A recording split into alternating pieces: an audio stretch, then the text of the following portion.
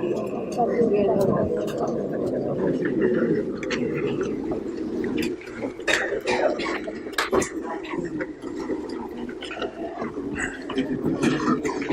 भाई, आपके 10 मिनट आज फिर मैं ज़ाया करने लगा हूँ। ये टेस्ट वाला जो सवाल है इसको एक दफ़ा दोबारा डिस्कस कर लें। कुछ लोगों को एंट्रीज में स्टिल इशू आ रहा है, तो 5-7 मिनट तसल्ली से इसको दे दें, फिर इंशाल्लाह आगे मूव करते हैं। लीज के जो टेस्ट हुआ था, अच्छा कल कितने लोगों ने समरी रिवाइज कर ली? जरा हाथ खड़ा करें। किसी को याद हो लेसी पहली एंट्री किससे करता है? Right of use debit, lease liability credit. और लीज लाइबिलिटी किस पे रिकॉर्ड करता है? Present value. Lessee fair value ignore करता है। परसों वाली क्लास में ये बात बता दी थी, लेसी फेयर वैल्यू इग्नोर करता है। क्लियर? अच्छा, परसों जो क्वेश्चन 14 कराया था। अच्छा, ये सवाल था टेस्ट का। अब आपने जरा अटेंशन देनी है, कई दफ़ा कोई नई बात भी आ जाती है सामने, तो इसलिए जरा अटेंशन से बात सुना करें। 1 अक्टूबर 2008 को आपको याद है लीज शुरू हुई थी, और जो किराया था वो हमारा एडवांस में पे हो रहा था 1 अक्टूबर 2008 को, और सिंपल सी अमाउंट थी, उनकी हमने डिस्काउंटिंग की थी। वो डिस्काउंटिंग मैं आपके सामने खोल देता हूँ जो हमने डिस्काउंटिंग की थी। तो ये सवाल कहाँ होगा? ये किताब के अंदर है। किताब कहाँ है? किताब आपने खरीद ली हुई है। ओके, ऑनलाइन में नोट्स भी अपलोडेड हैं। अच्छा, तो इसके बाद किसी और चैप्टर के नोट्स नहीं अब अपलोड किए जाएंगे। ये IS-21 आखिरी चैप्टर है जिसके नोट्स ऑनलाइन में अपलोड किए गए हैं। हाँ, लेक्चर नोट्स अपलोड किए जाएंगे कि लेक्चर में क्या क्या डिस्कस किया है, लेकिन वो भी सिर्फ क्वेश्चन रेफरेंस। अच्छा जी, तो 1/10/2008 पहला किराया पे हुआ, 1/10/2009 दूसरा किराया, 1/10/2011 तीसरा किराया, 1/10/2011 को चौथा किराया, और आखिरी किराया पे हुआ। ओके, अब मोहतरम लेसर ने एसेट खरीदा कितने का? The machine at a fair value of 34,869। जरा हिम्मत करें, जनरल एंट्रीज करवाएं। यकम, जल्दी जल्दी जल्दी बोलें बोलें बोलें। यकम कौन सी तारीख? 1 अक्टूबर 2008। एंट्री बोलें।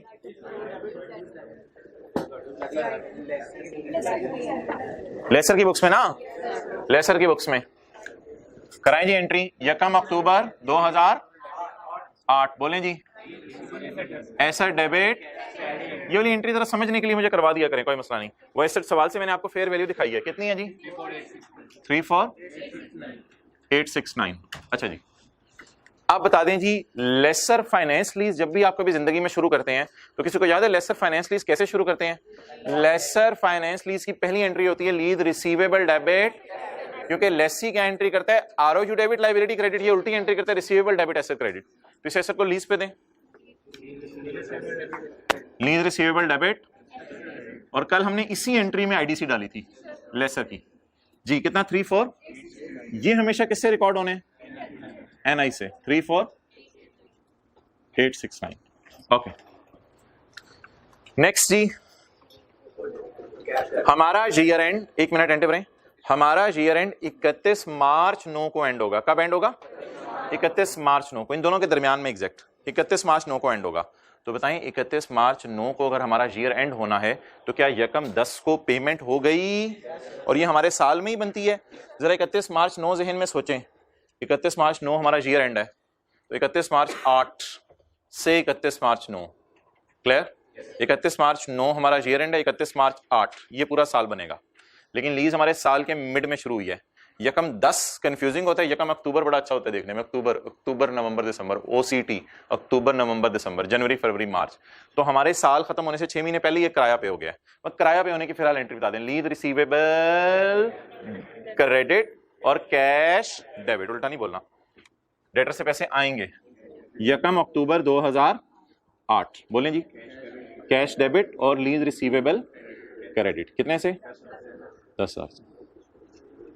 ओके, अब जी अगली एंट्री, उसके लिए थोड़ी सी आपकी टेंशन चाहिए अब मुझे।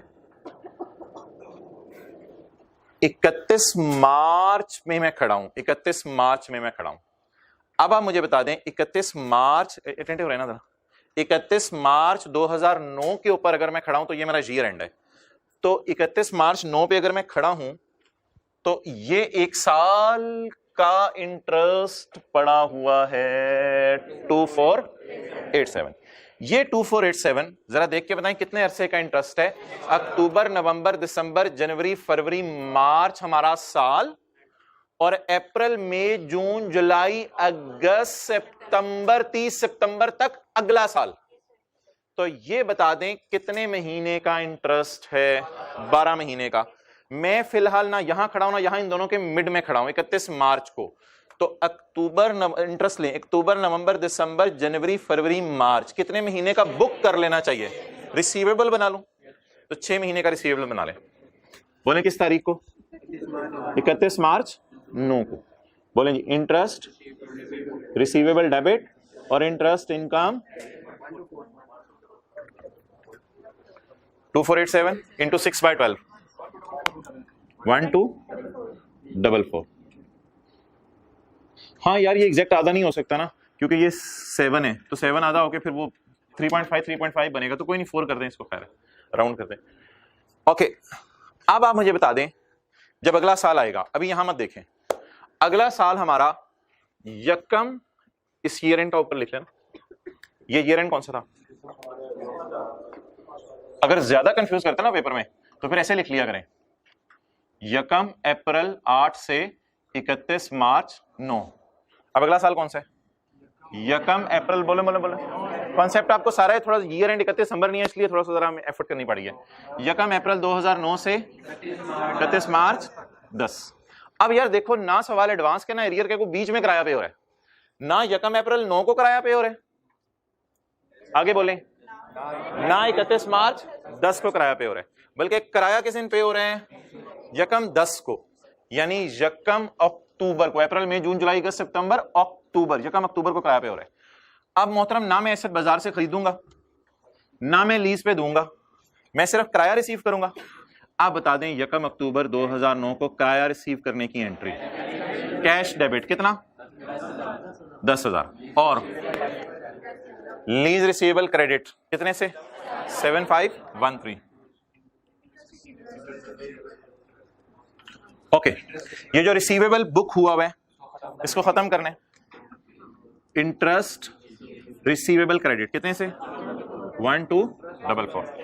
अच्छा मोहतरम, यकम 10/2009 में अप्रैल मई जून जुलाई अगस्त सितंबर के 6 महीने हमारे वाले का भी तो इंटरेस्ट पड़ा हुआ है।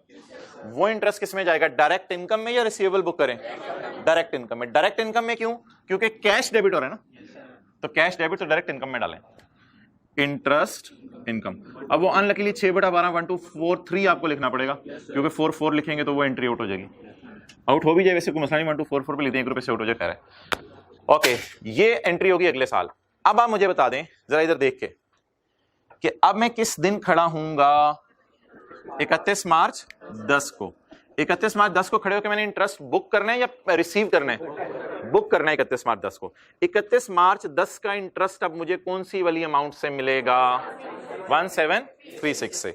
31 मार्च 10 की बजाय अप्रैल मई जून जुलाई अगस्त सितंबर 10 में या अक्टूबर, यकम अक्टूबर 10 को ये पे हो रहा होगा। तो बता दें इसमें से मेरे 6 महीने का कितना बनेगा? इंटरेस्ट रिसीवेबल डेबिट और इंटरेस्ट इनकम क्रेडिट कितनी अमाउंट है जी? 1736 मल्टीप्लाइड बाय जी 868। ओके, इसी तरह अगले साल की 2 एंट्रीज हो जाएंगी और फिर अगले साल की देखिए। तो it is about journal entries. अब आप हजरात सिर्फ 1 साल की अगर मैं बैलेंस शीट बनाना चाहूं तो मेरा कौन सा साल बनेगा? 31 मार्च 9। अच्छा, लेसर की फाइनेंस लीज की बैलेंस शीट में क्या आता है? किसी को जबानी याद होगा कि लीज की रिवीजन की है? बोले बोले बोले, लेसर की बैलेंस शीट में क्या आता है? लीज लायबिलिटी नहीं आती, लीज रिसीवेबल आता है। और शायद फाइनेंस लीज में याद हो do not keep asset in books बात पड़ी थी, तो एसेट बुक्स में नहीं रहेगा बल्कि रिसीवेबल या डेटर बुक में आ जाएगा। उस रिसीवेबल का नाम होगा लीज, और कभी कभी इंटरेस्ट रिसीवेबल भी आ जाता है। ठीक है जी, अब क्या करना है? 31 मार्च 9 की बैलेंस शीट बनानी है, इंटरेस्ट छोड़ दें। 31 मार्च 9 की बैलेंस शीट बनाने के लिए एक फिगर इजी जिससे जल्दी मार्क्स आ जाएंगे आपके, वो है हमारे साल की पेमेंट के नीचे लाइन लगा दो। तो हमारे साल की पेमेंट बन रही है 31 मार्च 9 के साल की हजरात, ये पेमेंट बन रही है क्योंकि ये तो 31 मार्च 9 के बाद पेमेंट हुई है। तो अब बता दें 1 साल के अंदर अंदर कितना है और बाद में जी non current assets, lease receivable, और करंट एसेट्स में करंट पोर्शन किसका? लीज रिसीवेबल का। तो नॉन करंट आ गया 17356 और करंट 7513। प्रिंसिपल को नहीं तोड़ना होता, 6/12 और उसमें 75356। ओके, अब जरा मुझे सोच के बताएं, बैलेंस शीट में बना रहा हूं, अभी P&L नहीं बना रहा, मुझे सोच के बताएं 31 मार्च 9 को इंटरेस्ट मिल गया या फिर अप्रैल मई जून जुलाई अगस्त सितंबर अक्टूबर को मिलना है? तो इसका मतलब है अभी नहीं मिला, इंटरेस्ट के लिए लाइन की जरूरत नहीं है। अब मुझे बता दें ये 2487 कितने अरसे का इंटरेस्ट है? 1 मिनट। अक्टूबर नवंबर दिसंबर 2008 का, अक्टूबर नवंबर दिसंबर 2008 का, जनवरी फरवरी मार्च 2008 का। आगे मुझे जाने की जरूरत नहीं है, 2 दिनों का, जनवरी फरवरी मार्च 2009 का, आगे मुझे जाने की जरूरत नहीं है। अब मैं इसको पकड़ के 2 हिस्से कर लेता हूं, कितना रिसीवेबल में डाल दूं? 6 महीने का। तो इंटरेस्ट रिसीवेबल कितना है टोटल? 24 इंटू 6/12 जी, 1243। ओके, अब सिर्फ नोट बना लेते हैं, प्रॉफिट लॉस तो आसान है, नोट बना लेते हैं। अच्छा जी, नोट मुझे बता दें क्या करेंगे जी। हमारा साल पहला कौन सा? 31 मार्च 9। हमारे साल की पेमेंट के नीचे लाइन लगा दी। क्लियर? जब हमारे साल की पेमेंट के नीचे आपने लाइन लगा दी, तो लाइन लगाने के बाद मुझे बताएं ये less than 1 to 2, 2 to 3 is clear? Less than 1, 1 to 2, 2 to, ये 30 आ गया, 30 इधर आ गया, UGRV 0, 30 दोबारा इधर आ गया। ओके, अब मोहतरम लाइन की जरूरत नहीं, चलें लगी रहने दें, कोई मसला नहीं। अर्न्ड और अनअर्न्ड, मोहतरम ये तो अनअर्न्ड है, ये भी अनअर्न्ड है, लेकिन इसमें से जो P&L में गया है वो अर्न्ड है, जो नहीं जा सका वो अनअर्न्ड है। तो 2487 इंटू 6/12 करें जो अनअर्न्ड है, 1243 या 44 जो मर्जी कर लो, 43 आप सही कह रहे हो, ऊपर अपने 1244 इनकम में डाला है, तो 1243। अब देखें कौन कौन सी फिगर्स टोटल होंगी? अनअर्न्ड, अनअर्न्ड और अनअर्न्ड। क्लियर जी? इसको उठाएं आप, अनअर्न्ड, अनअर्न्ड और अनअर्न्ड को उठाएं, यही वही 2487 इंटू 6/12। ठीक है, ये भी अनअर्न्ड है। ओके, इसके बाद जमा क्या? 1736 और 908 कितना आ गया? 3887। और अब 26113 से अगर आप कह रहे हैं मैच नहीं कर रहा, तो मोहतरम प्लीज मैं इधर मूंगफली नहीं बना सकता, क्योंकि चना मूंगफली से हमारा काम नहीं चलेगा। रेवड़ी भी आजकल आ गई है, चना मूंगफली से इसलिए हमारा काम नहीं चलेगा कि ये भी रिसीवेबल है और इसका 6/12 रिसीवेबल है। ऐसा ही है, ये भी रिसीवेबल है और इसका 6/12 रिसीवेबल है, इसलिए अब ये भी कुछ करके आपका मैच नहीं करेगा। तो अब आप अगर चेक करना चाहें तो ये पता है कैसे होगा? वैसे तो इसके मार्क्स नहीं होते पेपर में, और चेक करके आपको पता है परेशानी होती है हमें भी। तो 24869 जमा इसका कितना हिस्सा अभी तक स्टिल रिसीवेबल है? 1244 या 33 जो भी है। क्या जवाब आया? 26113। यही जवाब आ गया। तो ये अगर आप लिखना चाहें यहाँ पे लिख सकते हैं। तो चना और मूंगफली दोनों हमारी अप्रोचेस क्या हो गई? फेल हो गई यहाँ पे आके। वाई? क्योंकि ये रिसीवेबल सारा नहीं है, कुछ इसमें से अर्न्ड है, बाकी अनअर्न्ड। ओके, तो बहरहाल मैच करवाना जरूरी नहीं होता, अनअर्न्ड सही निकालना होता है। अनअर्न्ड का तरीका बता दें। जो हमारे साल के P&L में चला जाए उसे क्या कहते हैं? अर्न्ड, बाकी सारा अनअर्न्ड। आगे आ जाओ भाई, चलें यार, कल वाली चीजें रिवाइज करें। ये सवाल निकाल लें कल वाला।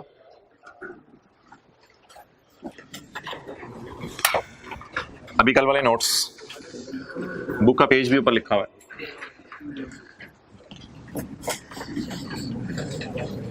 अच्छा, टेंटिव रेंज जो हज़रात कल नहीं आए थे वो भी टेंटिव हो जाए, कोई नहीं, इंशाल्लाह बात समझ आ जाएगी। IAS 21 में कोई ऐसी मुश्किल बात कल हमने नहीं की थी।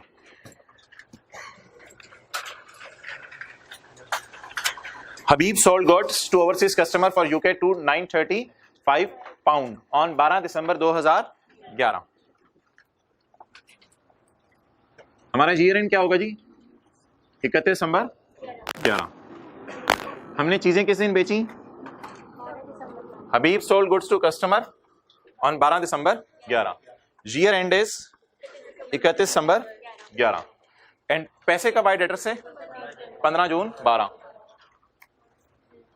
कल वाले नोट्स हैं, बल्कि ये नोट्स छोड़ें, खत्म करें, बुक पे सब कुछ लिखा करें। पेज 757 है। अच्छा जी, ईयर एंड 31 दिसंबर और पैसे कब आए? 15 जून 12। 15 जून 12। कैश क्या हुआ? रिसीव हुआ। कितनी डेट्स आपके सामने आ गई? 1 2 3, 3 डेट्स आपके सामने आ गई। अच्छा जी, आप मुझे ये बताएं, इंट्रो में क्या एंट्री करते थे? क्रेडिट सेल की, डेटर डेबिट, सेल क्रेडिट। और इंट्रो में क्या एंट्री करते थे? कैश आने की, कैश डेबिट, डेटर क्रेडिट। लेकिन मोहतरम मुझे ये बताएं, आप सारी बातें छोड़ दें, सिर्फ समझे मैंने $1 की चीज बाहर के मुल्क बेची है। जब मैंने चीज बेची 12 दिसंबर को तो डॉलर था 160 रुपए का। जब मैंने चीज बेची डॉलर था 160 रुपए का, तो बाहर से $1 आना था, यानी मैं क्या खुश होता, मुझे कितने पैसे आने हैं? 160। ईयर एंड पे डॉलर हो गया 162 का। आप बताएं, खैर है देखी जाएगी या फाइनेंशियल स्टेटमेंट्स को अपडेट करना बनता है? सोच के बताएं, अपडेट करना बनता है, क्योंकि डॉलर चढ़ता ही जा रहा है माशाल्लाह, तो पता नहीं नीचे आए ना आए, तो यूजर्स को बता देना चाहिए। बहरहाल चढ़े नीचे आए उससे कोई फर्क नहीं पड़ता। स्टैंडर्ड कहता है आपने 31 दिसंबर को डेटर को किस पे ले आना है? जो 31 दिसंबर का रेट है। तो इस दिन अगर मैंने $1 की चीज बेची तो मैं क्या एंट्री करूं? बोले बोले बोले, ऐसे समझाने के लिए बोलो। $1 की चीज बेची, क्या एंट्री करूं? 160 रुपए बाहर के मुल्क से आने हैं, डेटर डेबिट, वो इस दिन का रेट लगा के। मैं सवाल नहीं करा रहा ये वाला, मुझे नहीं पता सवाल में क्या रेट है। इधर देखें, 31 दिसंबर को कोई मुझे आके बताए यार डॉलर $2 बढ़ गया, 162 का हो गया। अब 162 से तो एंट्री नहीं बनती ना। सोचें जरा, कोई एंट्री मशवरा दें, क्या एंट्री कर लूं? डेटर डेबिट $2 से और other income credit, P&L credit, exchange gain credit $2 से। ये कल हमने पढ़ा था। और अगर इन द एंड जिस वक्त मैं पैसे लेने गया तब माशाल्लाह डॉलर 167 पे पहुंचा हुआ था। डॉलर किस पे पहुंचा था? 167 पे। करवाएं जरा एंट्री 167। पहले कैश डेबिट 167, डेटर किस पे पड़ा हुआ है? 162 पे। और मुझे गेन आ गया, कितना गेन आ गया? 5। कल वाली बातें रिवाइज होगी, समझ आ गई? ओके, अब ये सवाल देख लें जो हमने कल किया था, इसको रिवाइज करते हैं, फिर आज वाला सवाल शुरू करते हैं। Habib sold goods to overseas customer for 935 pound. देखें जी, 935 पाउंड इंटू 180 रुपए, सेल कितने पे रिकॉर्ड होगी? जो फिगर भी आई 168,300 पे। नेक्स्ट, 31 दिसंबर को ये पाउंड गिर गया है, पाउंड गिर गया है। तो पाउंड गिर गया है, मैंने यहां से नहीं देखना मुझे खुशी हो या गम हो, मैंने यहां से नहीं देखा करना मुझे खुशी हो या गम हो। मैंने क्या करना है? मैंने नया वाला डेटर निकालना है अपना। नया डेटर मुझे बताएं मैं कैसे निकालूं? मेरा डेटर कितना है? मुझे बाहर से लफाफा खोलूंगा तो 935 पाउंड मिलेंगे। तो बाहर से मुझे क्या आने हैं? 935 पाउंड। 935 पाउंड आएंगे। अगर ईयर एंड पे आ जाते, जो कि आने नहीं है वैसे, अगर ईयर एंड पे आ जाते 935 पाउंड, तो कितने पैसे बनते? इसके बिल मुकाबिल मेरा डेटर कितने पे खड़ा है? अब बता दें, मेरा डेटर 168 पे खड़ा है, मैंने उसे 150। अच्छा, ये जो सॉल्यूशंस होंगे ना हमारी किताब के, वहां यहां माइनस लिखा होगा। माइनस प्लस मैं नहीं पसंद करता, आप वर्सेस का लफ्ज लिखा करें बस, सॉल्यूशंस में इग्नोर कर दीजिएगा माइनस प्लस। अच्छा, आप बता दें मैंने डेटर किस पे लेके जाने हैं? आप बता दें अगर डेटर से कम पैसे आने हैं तो डेटर को क्या कर दूं? डेटर क्रेडिट, कल किया था। क्लियर? जब अगला साल आया और पेमेंट की बारी आई तो मुझे के मुल्क से 935 पाउंड जब लिफाफे में बंद होके आए होंगे तो उस वक्त पाउंड कितने का हो गया? तो मेरी खुशियां होंगी 184। सबसे पहले मैं 935 पाउंड को 184 से मल्टीप्लाई करके किसी स्टॉक मार्केट, किसी भी मार्केट में जाके ये पैसे अपनी जेब में डाल लूंगा। 935 पाउंड मैंने चीजें बेची हैं, 935 पाउंड का लिफाफा आएगा, वो लिफाफा मैं बाजार लेके जाऊंगा, बाजार लेके जाके 184 के एतबार से पैसे अपनी जेब में डाल लूंगा। बता दें ये पैसे जेब में कितने आ गए? 1,72,000। लेकिन डेटर खड़ा किस पे है? इसके दो तरीके हैं देखने के। एक तरीका ये है कि डेटर खड़ा 158,950 पे है। डेटर को आप ले आए थे ना यार, 170 पे ले आए थे ना। एक तरीका ये है डेटर खड़ा है 158,950 पे। दूसरा तरीका मैंने कहा था जनरल एंट्री से मैनुअली चलें। क्रिएट कितने से हुआ था डेटर? रिवर्स कितने से हुआ? ये मैनुअल तरीका है, थोड़ा सा लंबा लेकिन समझ आता है। तो डेटर कितने पे खड़ा है? हमें कितने आ गए? तो क्रेडिट पे आ रहा है, obviously it will be a gain.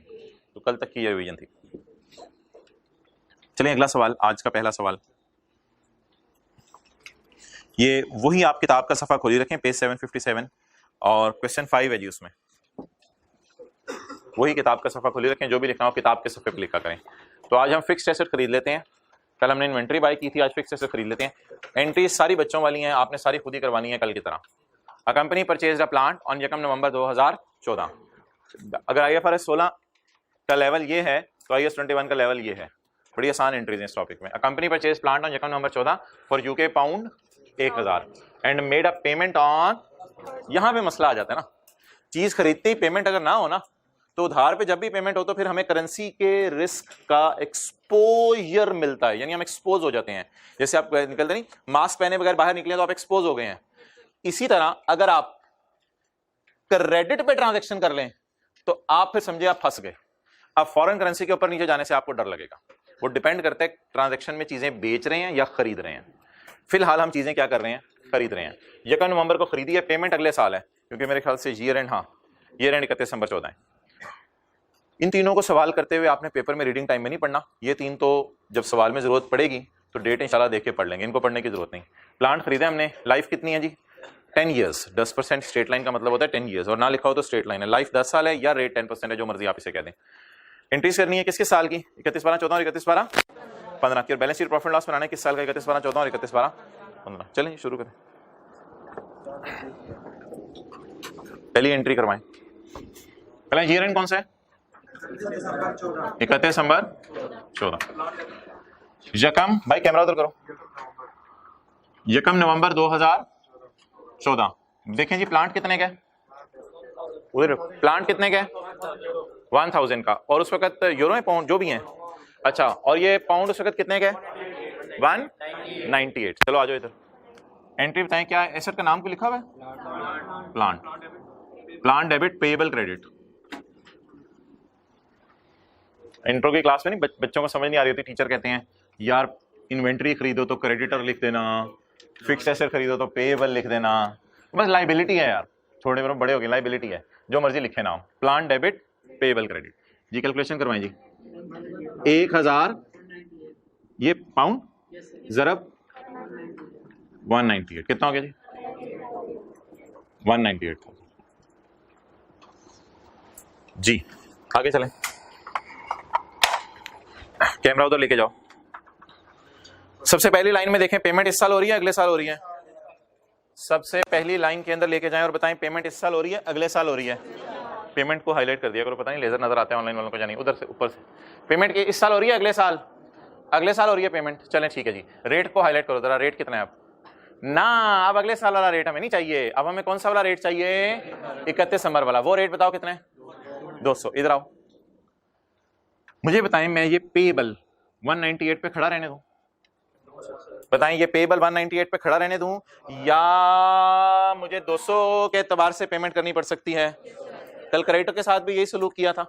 तो अब मुझे बता दें पेएबल मैंने बुक कितने पे किया था 198 पे, लेकिन अब पेएबल किस पे लाना पड़ेगा ईयर एंड के ऊपर। अगर आपने डेटर क्रेडिटर की पेमेंट नहीं की तो वर्सेस वाली कैलकुलेशन मस्ट है। अब कौन सी वाली कैलकुलेशन करेंगे, वर्सेस वाली। जल्दी से कर दें। पेएबल को सेट करें 31 दिसंबर 14। अच्छा पहले ना इसमें कोई एंट्री नहीं होगी, इसमें पहले कैलकुलेशन होगी, फिर देखेंगे एक्सचेंज लॉस है गेन है, फिर एंट्री होगी। इसमें पहले कैलकुलेशन किया करेंगे, कैलकुलेशन भी शो करनी है जी। मोहतरम बताएं जी कितने मल्टीप्लाइड बाय रुपीज 200, क्या जवाब आया जी 2 लाख वर्सेस जी। एरो ना ऐसे खींचना है, हमेशा ऐसे खींचना है एरो, क्योंकि हम ये वाली फिगर पहले निकाल रहे होते हैं ना, तो एरो हमेशा ऐसे खींचना है। इस फिगर को इस पे लाना है। आप बता दें जी पेएबल क्या हो रहे हैं, बढ़ रहे हैं। पेएबल बढ़ाने की एंट्री बताएं। पेएबल क्रेडिट कितने से 2000 से, पेएबल क्रेडिट, और एक्सचेंज लॉस डेबिट।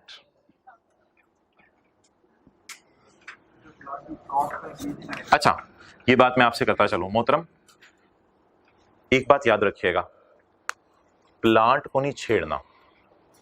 इस पे एक तफसीली बात होनी है इंशाल्लाह कल क्लास के एंड पे। प्लांट को नहीं छेड़ना दोबारा। वजह पता है क्या है? वो प्लांट कहेगा यार मेरा क्या कसूर है, उधार में खरीदो या कैश में खरीदो, मेरी कॉस्ट को क्यों तंग कर रहे हो? तुम्हारा मसला है, तुम्हारे पेएबल बढ़ रहे हैं, कम हो रहे हैं। प्लांट तो प्लांट है, बस एक दफा खरीद लिया तो हर साल प्लांट को बदलते रहो, फिर अगले साल फिर मसला को डेप्रिसिएशन पे चेंज हो, ये क्या चक्कर होना है?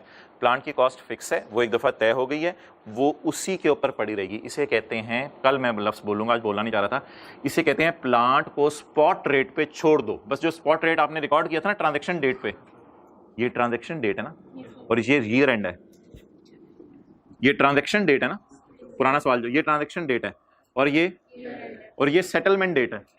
ये क्या है? Settlement date. बहरहाल बातें करेंगे इस पे, फिलहाल इन्होंने सवाल पूछ लिया, मैं आगे चला गया। ये क्या है? ट्रांजेक्शन डेट, जिस दिन चीजें बेची। ये क्या है? Year end. और ये क्या है? Settlement date. इधर आओ, ये क्या है? ट्रांजेक्शन डेट, जिस दिन प्लांट खरीदा। ये क्या है?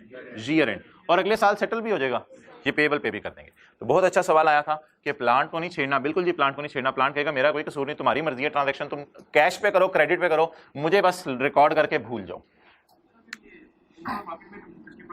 वो तो आप रिवैल्यूएशन मॉडल अलग चीज है ना, वो तो आगे इसको कॉस्ट पे रखो, रिवैल्यूएशन मॉडल पे रखो, उसका करेंसी से ताल्लुक नहीं है। ओके जी, नेक्स्ट आगे बोले।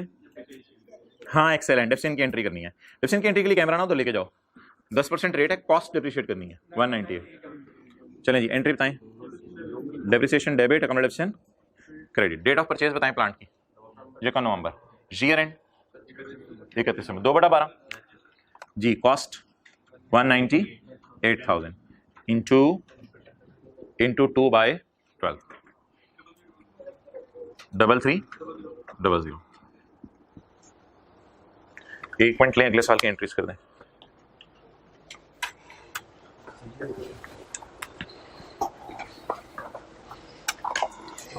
कल कराई नहीं है सारी एंट्रीज आपको।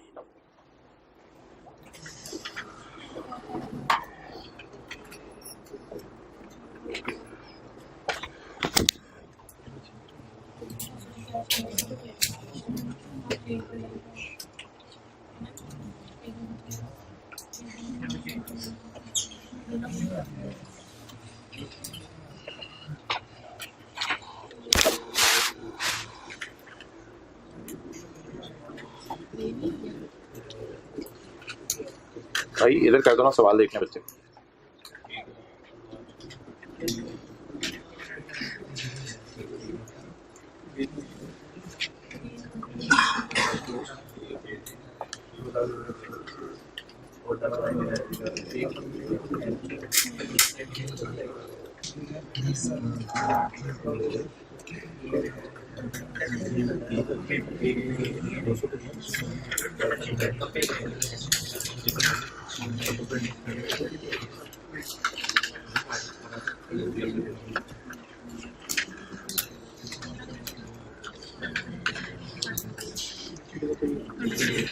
चलें जी, ओवर होगी।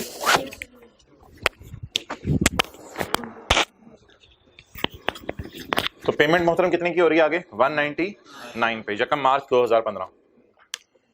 अच्छा, आप लीज की तरह ना कहिएगा ये एंट्री किसके सामने करनी है, कोई रिदम नहीं चल रहा, बस पेमेंट की एंट्री कराएं। ईयर एंड 31 दिसंबर 15, 1 मार्च 15। बोलें जी एंट्री। पेबल डेबिट 2 लाख से, और कैश क्रेडिट कितने से? हाँ, एज इट इज एंट्री नहीं किया करनी, जो तरतीब है वो बताएं कल वाली। पहले क्या आएगा? कैश, फिर क्या खत्म करेंगे? Payable. Balancing figure will be gain और लॉस। तो कल वाली तरतीब पे चलें। कैश दी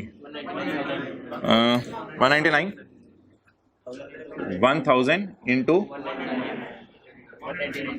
1,99,000।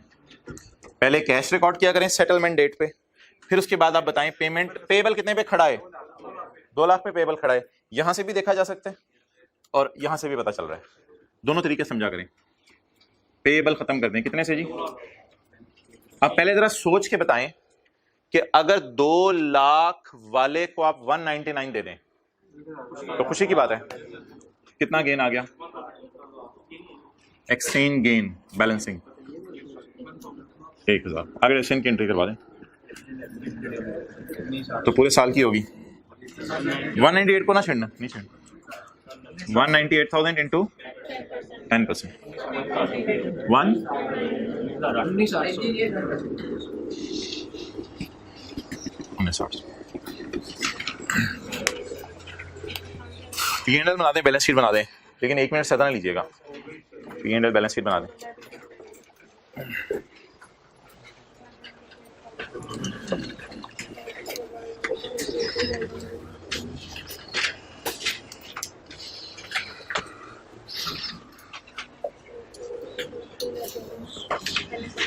डस्टर इधर है, डस्टर।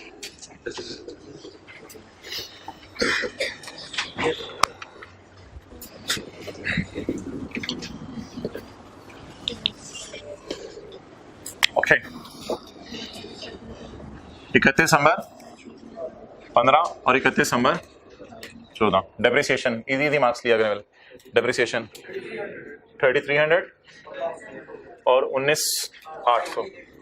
अच्छा जी, एक्सचेंज लॉस आ रहा है पहले साल।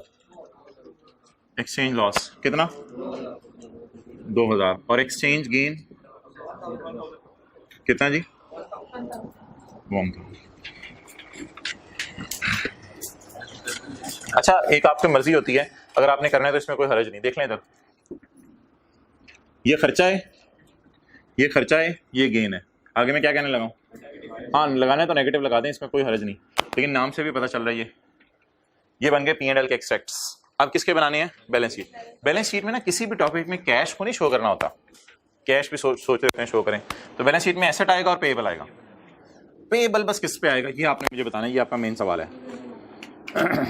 बैलेंस शीट P&L कितना? 15 14। तो करंट लाइबिलिटीज में आएगा, क्योंकि अगले साल ही पे हो जाना है ना। करंट लाइबिलिटीज पेएबल, यहां से भी पता चल सकता है कैरी डाउन कितना है, लेकिन ज्यादा अच्छा तरीका ये है कि ये देखें पेएबल कितने पे खड़ा हुआ है? 2 लाख। क्रिएट हुआ था 198 से, ग्रो हो गया 2 से, करेंसी के रेट की वजह से।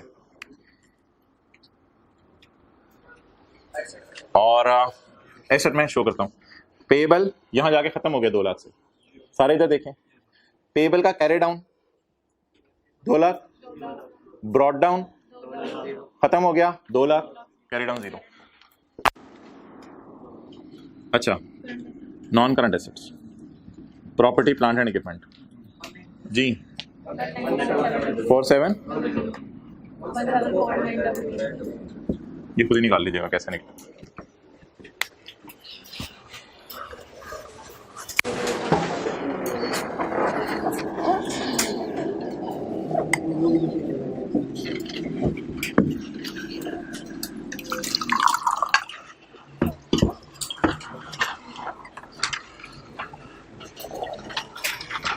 क्या करेंगे आज? टाइम निकाल लेंगे एमसीक्यूज के लिए, या कल लीज के, या अगले हफ्ते?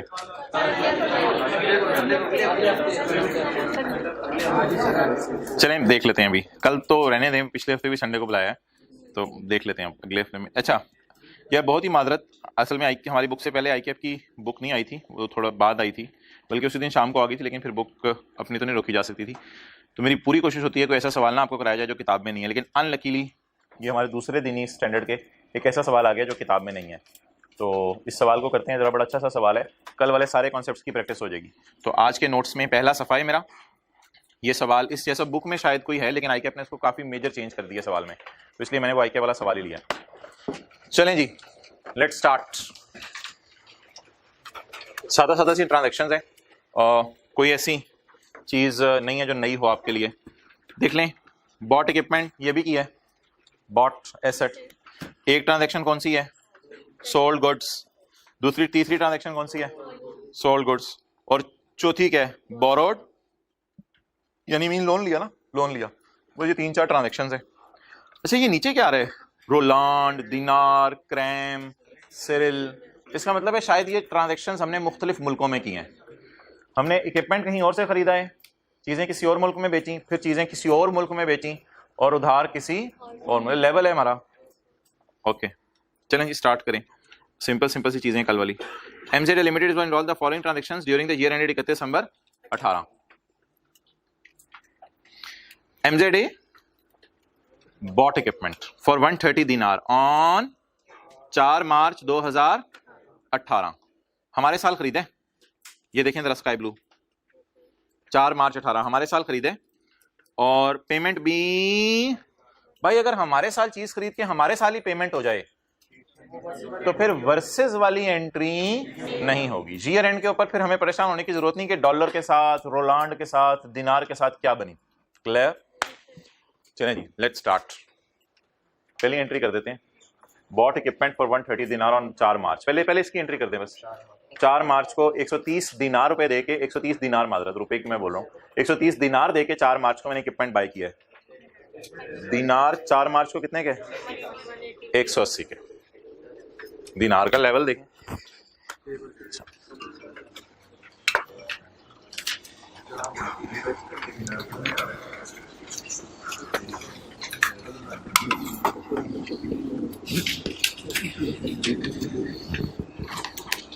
अच्छा होमवर्क के सवाल में अगर इंपेयरमेंट लॉस आ गया तो ये तो नहीं कहेंगे रिवाइज नहीं कराया हुआ था, लेक्चर 1 में किया था, लेकिन इंपेयरमेंट लॉस का फॉरेन करेंसी से ताल्लुक नहीं होगा। इंपेयरमेंट लॉस किन दो अमाउंट्स को कंपेयर करके निकलता है बताएं? कैरिंग अमाउंट और रिकवरेबल अमाउंट। तो मेरा नहीं ख्याल में हिंट दूं आपको कि कैसे आपने करना है, आप ट्राई कीजिएगा होमवर्क का सवाल। उसमें इंपेयरमेंट लॉस की एंट्री एक्स्ट्रा होगी, डेप्रिसिएशन की एंट्री होगी, उसके बाद इंपेयरमेंट लॉस की। होमवर्क वाला सवाल मैं डिस्कस नहीं करा। और वो जो इंपेयरमेंट लॉस होगा उसका IAS 21 से ताल्लुक नहीं होगा, वो पुरानी वाली कैलकुलेशन। चलें जी, हमारा सवाल आ जाए वापस। यार कैमरा उधर लेके जाओ, डेट बताओ पहली। यकम, अब तो ये बुक में नहीं है इसलिए कैमरा बार बार लेके जाओ। यकम मार्च 4 मार्च 2018 क्या बाय किया? इक्विपमेंट। नीचे देखो 4 मार्च का रेट 180, इधर ले आओ। क्या एंट्री करूं इक्विपमेंट बाय करने की? कैश पे खरीदा, किस्तों पे नहीं सॉरी, कैश पे खरीदा या उधार पे खरीदा? उधार पे खरीदा। Equipment debit, payable credit. बताएं जी, 130 दिनार का, और दिनार कितने का है? 180 का। 23,400 जी। अब क्या करें, अब फिर तो बहुत अजीब सा हो जाएगा भाई। ये अब इंडिपेंडेंट सिनेरियोस तो नहीं है, लेकिन डेट्स की तरतीब बड़ी अजीब सी है, जिसमें 2 में कोई और डेट्स चली हुई है, इधर कोई और डेट्स चली हुई है। बेहतर है वैसे डेट्स की तरतीब फॉलो करें, लेकिन अभी छोड़ें, टॉपिक की बेस बन रही है, कॉन्सेप्ट आगे पीछे जी। 4 मार्च को एंट्री पहली होगी। अगली एंट्री बताएं जी कब होगी? अगस्त 25। पेड का मतलब अंडरलाइन करके सेटलमेंट डेट। पेड का मतलब सेटलमेंट डेट। और बॉट इक्विपमेंट को अंडरलाइन करके, ऑनलाइन वाले फिर खुद लिख लिया करें रजिस्टर पे, बॉट इक्विपमेंट का लफ्ज और पेड का लफ्ज। बॉट इक्विपमेंट को अंडरलाइन करके ट्रांजैक्शन डेट, और पेड को अंडरलाइन करके, ये क्या चक्कर है? पेड भी हो रहा है, सॉरी ट्रांजैक्शन भी हो रही है, पेमेंट भी हो रही है। ईयर एंड कहां गया? ईयर एंड से पहले ही पेमेंट होगी जी। क्या तारीख है? 25 अगस्त 2018। बताइए जी, पहले क्या आता है? कैश। कितने दिनार हैं? 130 दिनार हैं। 130 दिनार हैं, लेकिन दिनार कितने का हो गया? लेके जाओ जरा कैमरा उधर। 230 का दिनार, 230 का हो गया 25 अगस्त को। 29900। ओके। पेबल किस पे खड़ा है? 23,400 पे। 23,400 वाले को अगर हम 29 पे करें तो हम बेहोश हो जाएं। 23,400 वाले को 29 पे करें, 23,000 वाली फीस 29,000 हो जाए तो बच्चे की जान निकल जाए। बच्चे यार ये क्या हो गया? तो बोले गेन आ रहे, लॉस आ रहे। Exchange loss 6,500।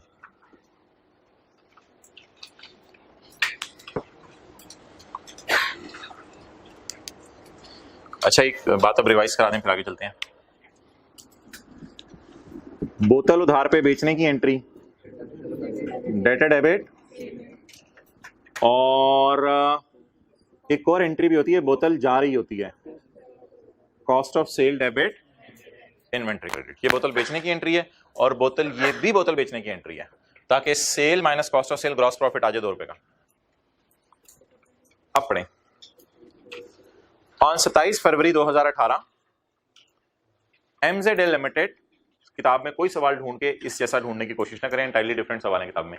On February 27 MZL limited sold goods which cost rupees PKR 7,000 for CRAM 425 अब मुझे बता दें यार ये दोनों क्या फिगर्स हैं। 7,000 की चीज 425 क्रैम में बेची। मिसाल के तौर पे हमारी दुकान है लाहौर के अंदर जिसपे हम कोई पर्स बेचते हैं। अब हम जो पर्स बेचते हैं, वॉलेट बेचते हैं, वो हम खरीदते लाहौर में हमारी दुकान है, वो हम खरीदते पेशावर से हैं। तो पेशावर से मैंने चमड़े के बने हुए बैग खरीदे, उसमें एक बैग 7,000 का था। अब मैं पाकिस्तान में बैठा हुआ हूं, तो मुझे पता नहीं ये क्रैम किस मुल्क की करेंसी है, मैं पाकिस्तान में बैठा हुआ हूं, मुझे बाहर के मुल्क से ऑनलाइन ऑर्डर आया कि यार वो चीज जो आपने दुकान पे खरीद के रखी हुई है और अपनी वेबसाइट पे लगाई हुई है, वो आप हमें कितने की बेचेंगे? मैंने कहा 425 क्रैम की बेचूंगा। तो मोहतरम ये 7,000 क्या है और ये 425 क्या है? ये पाकिस्तान में मेरी दुकान है, पाकिस्तान में मैं हो सकता है खुद मैन्युफैक्चर ना कर रहा हूं चीजें, पाकिस्तान में किसी से मैं गया 7,000 रुपए का बैग खरीद लिया, 7,000 रुपए का, और फिर बाहर के मुल्क मैंने इसको कितने का बेचा? 425 क्रैम का। लेकिन 425 क्रैम तो 7,000 रुपए से शायद ज्यादा ही बने ताकि मैं कुछ प्रॉफिट भी कमाऊं। To a company whose currency was crams, ऐसी कंपनी को बेचा जिसकी करेंसी उस मुल्क में क्रैम है। पैसे कब आए हैं? हमारे साल ही पैसे आ गए हैं। तो सेल की दो एंट्रीज कर लेते हैं, एक 425 से सेल की एंट्री कर लेते हैं और इससे कॉस्ट ऑफ सेल की एंट्री कर लेते हैं। ये दो एंट्रीज तो वो जो अभी आपको सिखाई हैं, और ये सेटलमेंट डेट है, रिसीव्ड, ये सेटलमेंट डेट हो जाएगी, और सोल्ड गुड्स ट्रांजैक्शन डेट, और रिसीव्ड मनी सेटलमेंट डेट, बीच में ईयर एंड नहीं आएगा। तो 3 एंट्रीज, पहली एंट्री इसकी करवा दें 425 क्रैम की, दूसरी एंट्री 7,000 रुपए की, और तीसरी एंट्री पैसे मिलने की। 425 क्रैम की एंट्री बताएं चीज बेचने की। तारीख 27 फरवरी 2018। ये कौन सा था? ए था बी था? जी 27 फरवरी 2018। चीजें बेचने की एंट्री, सेल डेटर कितने से बुक करें? 425 क्रैम से। किस दिन डेटर बुक करें? 27 फरवरी को। 20 रुपए के एतबार से डेटर बुक करना है। 425 क्रैम इंटू रुपीज 20,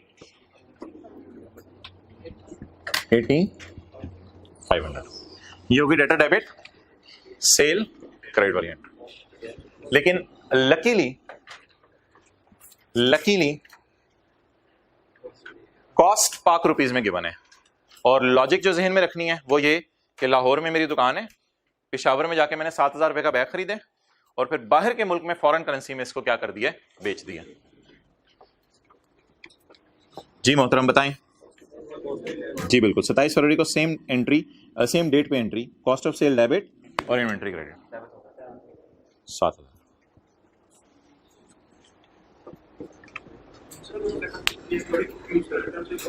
हाँ दूसरी entry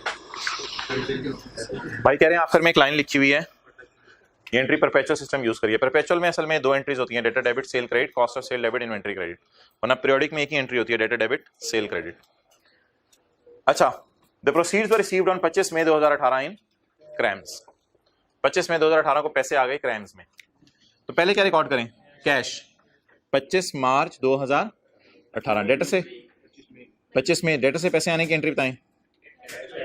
cash debit debtor credit. पहले क्या रिकॉर्ड करें? कैश कितने क्रैम आने हैं? अच्छा कैमरा उधर लेके जाओ। क्रैम कितने का है? 19 रुपए का। किस दिन? 25 मई को जी, इंटू 19 8075। ये तो वो हो गए जो पैसे आए, और जहन में मैंने आपको चीज समझाई हुई है कि एक लफाफा आएगा, तो उस लफाफे में 425 क्रैम पड़े होंगे, आप बाजार लेके जाएंगे उस लफाफे को, और 8,075 रुपए आपकी जेब में आ जाएंगे।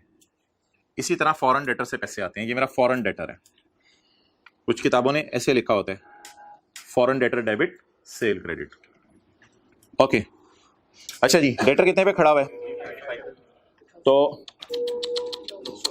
8500 वाले डेटर अगर 8,000 दे जाए तो ये गम है। तो बताएं लॉस, एक्सचेंज लॉस कितना? 425। बस ठीक है, अब आप 5 मिनट लें और COD कर दें। क्या कराना आप? 5 मिनट भी ज्यादा ले आओ यार, पहले तो रख दो, कोई नोट ना करो, चल आओ।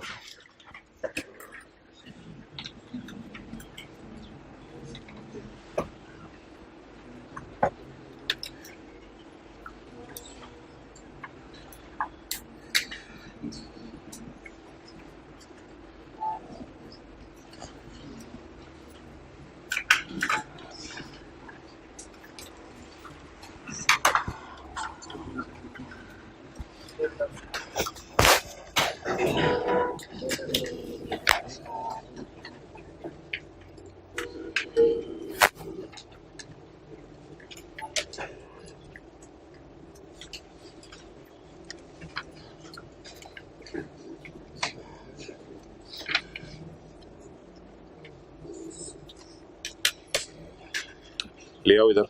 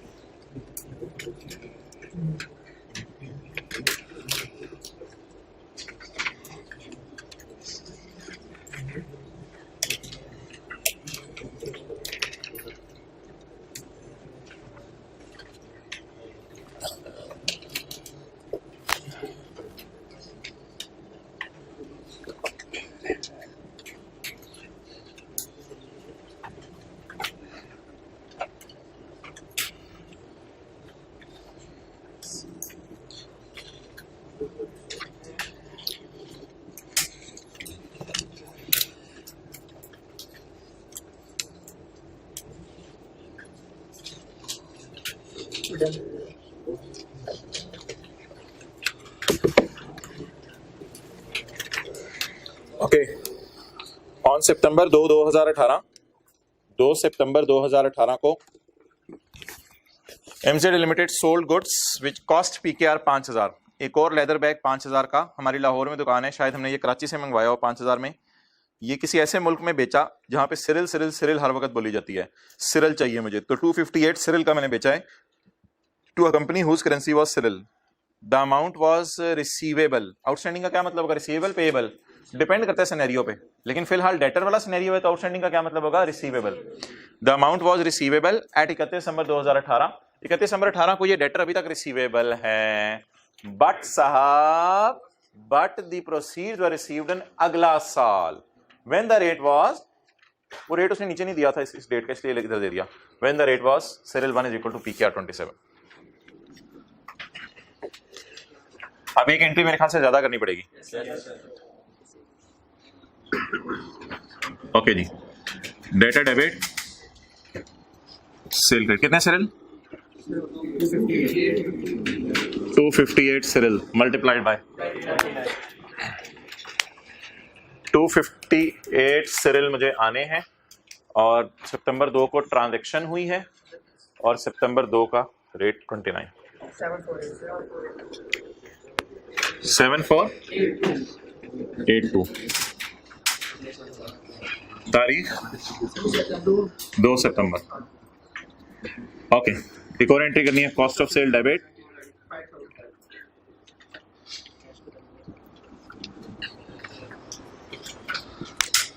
नेक्स्ट। मंडे को जो टेस्ट है वो सिर्फ लीज का होगा, IS 21 उसमें नहीं होगा। ये ना पूछेगा कितनी lease. The amount was outstanding at 31 दिसंबर। ये लाइन वैसे ना भी लिखता तो ये हमें यहीं से पता चला था, पेमेंट ही अगले साल हो रही है ना, ये लाइन ना भी लिखता तो पता चल गया था मैं। 31 दिसंबर 18 को, अब बता दें 31 दिसंबर 18 को डेटर को लेटेस्ट वैल्यू पे ले आए, या जो था वैसे ही पड़ा रहने दें, क्योंकि डेटर से अब इतने पैसे नहीं आने, डेटर से डिफरेंट पैसे आएंगे। 31 दिसंबर 18 28 ईयर एंड पे ना कोई एंट्री नहीं करनी होती, पहले वर्सेस वाली कैलकुलेशन करनी होती है जी। 258 इंटू 28 7224 वर्सेस जी। डेटर खड़ा किस पे है? 7482। उसे लेके किस पे जाने? अगर 74 रुपए की जगह 72 रुपए आए तो ये गम की बात है। एक्स जी बिल्कुल, क्योंकि देखो पेपर के लिए अलग से क्लासें नहीं होनी, वैसे ही थोड़ा शुगर पेपर के लिए अलग से क्लासें नहीं होंगी। अच्छा जी बोलें, बेहतर ऐसे पैटर्न पे रहो। 258 ओके 7 31 दिसंबर 18। मेरे ख्याल से ईयर एंड की एंट्रीज तो नहीं मांगी हुई उसने कि अगले साल की एंट्री हम ना करें। Pass general entries for about transactions सारी कर देते हैं। इक्विपमेंट की भी हमें चढ़ी हुई है इसको डेप्रिसिएशन, लेकिन वो है ही नहीं, अब रेट ही नहीं गिवन। अच्छा अगली डेट से पहले मुझे ये बता दें कि कुछ ज्यादा क्लास के बाद ये तो नहीं आके पूछेगा ये 258 और ये 258 बराबर आया करेंगे। ये इत्तफाकन 258 सिरिल में ट्रांजैक्शन हुई थी, लेकिन ये पाक रुपीज है 258। कितने लोग कहते हैं पहले नहीं सोचना था, आप सोचेंगे। अच्छा 7 फरवरी 2019 सिरिल कितने का हो गया? सिरिल को नजर लग गई है, क्लियर हो गया। वैसे तो शायद पाक रुपीज मजबूत हो रहा है सिरिल नीचे जाने से, लेकिन हमें तो सिरिल आने थे, तो हमें सिरिल आने थे तो सिरिल 29 से 28 का हुआ, 28 से 27 का हो गया। तो हमारी तो जान पे बनी जा रही है, सीरियल कम होता जा रहा है। 258 सीरियल, एक सीरियल सुंडी कितने का हो गया? 27 का। हमें 258 सीरियलियां चाहिए, तो कितना 266 क्या डेट है? 7 फरवरी 2019। ओके जी। डेटर कितने पे खड़ा है? 7224 पे। या फिर क्रिएट हुआ था 7482 से और रिवर्स हुआ, सॉरी हाँ ठीक है, क्रिएट हुआ 7482 से डेबिट और क्रेडिट हुआ 258 से। नेट कितने पे खड़े? 7224। तो 72 की बजाय 72 की बजाय 69 आ जाए तो क्या आ गया? एक्सचेंज लॉस कितना? 258।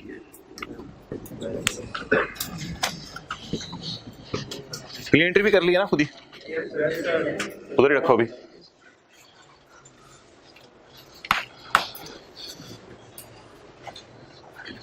अच्छा इधर लाएं, क्या लिखा हुआ है? MZA बोरो या MZA deposited?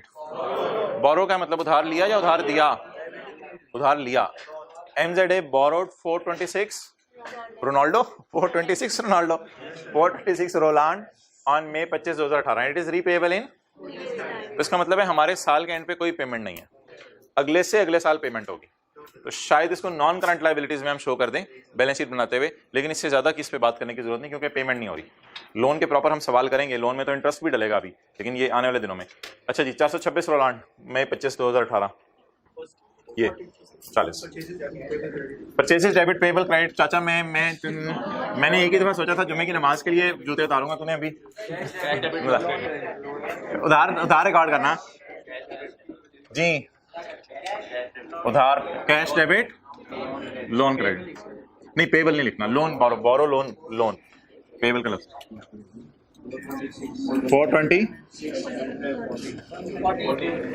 426 multiplied by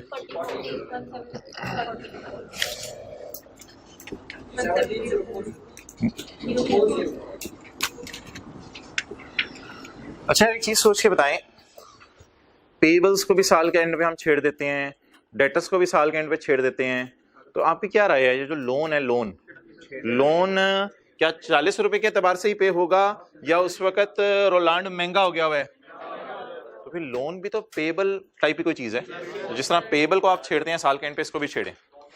loan ऐसे छेड़ेंगे। ओके 31 दिसंबर 2018। ओके जी, पहले कैश क्रेडिट ना यार, नहीं सॉरी बात, कैश कहां से, सेटलमेंट नहीं हुई, पहले वर्सेस कैलकुलेशन जी। उधार कितना? 426 रोलांड जी, 426 रोलांड मल्टीप्लाइड बाय रुपीज 42 17892। अब उधार कितने पे खड़ा है? 17। जब मैं आपसे पूछूं उधार कितने पे खड़ा है तो आप ऊपर वाले को देख रहे होते हैं या नीचे वाले को देख रहे होते हैं? नीचे वाले को देख रहे होते हैं मेरे कहने पे, लेकिन वैसे देख कौन से वाले को रहे थे? नहीं यार, ये गलत बात है ना। उधार कितने पे खड़ा से मुराद क्रेडिट साइड है। ओके आप बता दें। अच्छा एरो हमेशा ही ऐसे खींचा करें, उधार को 170 से उठा के 178 पे लेके जाना है, तो बता दें उधार ज्यादा वापस करना पड़ेगा, तो उधार बढ़ाना पड़ेगा। Loan credit 852। सर अगले साल का पेमेंट बताया था रोनाल्डो के बारे में, उसका भी एक्सचेंज लॉस या एक्सचेंज गेन हर साल के एंड में निकालेंगे, ये लोन के सालों में हम करेंगे। ये स्टैंडर्ड कब खत्म करने की जरूरत महसूस होगी? जब पूरी दुनिया के अंदर एक ही बंदे की हुकूमत होगी और एक ही करेंसी होगी, उससे ये स्टैंडर्ड डिलीट हो जाएगा।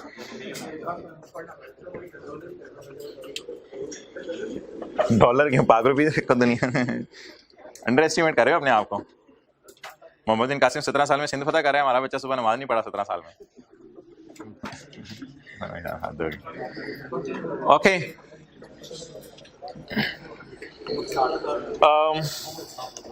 टू क्वेश्चंस एज बिलो, और अगला काम है जी discussion of hand written page. Hand written pages हमारी बुक में भी हैं, लेकिन बुक में थोड़े शायद वो मिस प्रिंट हुए हैं, इसलिए मैंने पोर्टल पे भी अपलोड कर दिए हैं हैंड रिटन पेजेस। और हैंड रिटन पेजेस जो है वो आपको भी मैंने अटैच करके दे दिया है एंड पे। जब आप लोगों ने बुक खरीदी है हैंड रिटन पेज उसने अलग से दिए हैं, ठीक है। जिनको नहीं दिए वो मैं क्लास में बंटवा दूंगा, कोई मसला नहीं। अभी एक हैंड रिटन पेज खोलें, फोर्थ पे एंड पे है, लेकिन वो मिसप्रिंट हुए में है, वो मिसप्रिंट हुए में है। फोर्थ रो में जाएं तो वो हजरात हाथ खड़ा करते हैं जिनको बुक के साथ हैंड रिटन पेजेस अलग से नहीं दिए, तो ठीक है। उसी के एंड पे हैं लेकिन वो मिसप्रिंट हुए में है, तो मैंने उसे कहा था अलग से दे देना। अब हाँ, सारे वो मिसप्रिंट ऐसे हैं कि थोड़े फैल के प्रिंट हो गए हैं, इस वजह से वो आखिरी बॉर्डर उड़ गए हैं।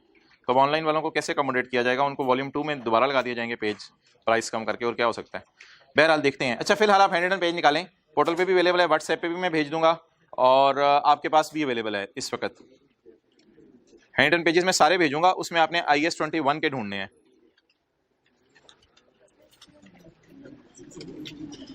इसमें हम रिवीजन करने लगे हैं IS-40 की।